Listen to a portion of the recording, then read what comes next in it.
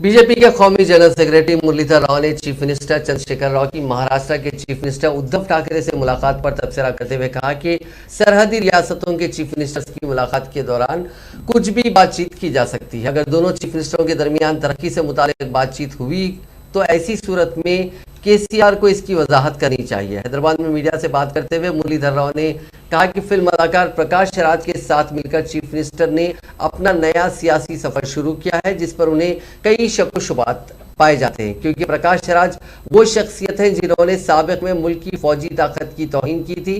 प्रकाश राज ने surgical strike के ताल्लुक से भी कई शुकूक व शुबात का इजहार किया था और अब चीफ मिनिस्टर केसीआर भी सर्जिकल स्ट्राइक पर शुकूक का इजहार कर रहे हैं। उन्होंने कहा कि सर्जिकल स्ट्राइक पर शुकूक जाहिर करना मुल्क की फौजी ताकत पर शक करने के मुतरादिफ होगा। ఏ విధమైనటువంటి అడుగులు భవిష్యత్తులో పడబోతున్నాయి, ఇది ప్రజలకు ప్రతిపక్షమైనటువంటి భారతీయ జనతా పార్టీ కూడా తెలుసుకునేటువంటి అధికారం ఉంది, అడిగేటువంటి అధికారం ఉంది. ఇది ఇంతవరకు ఎలాంటి స్పష్టత రావట్లేదు.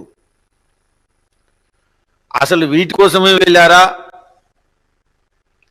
వీటి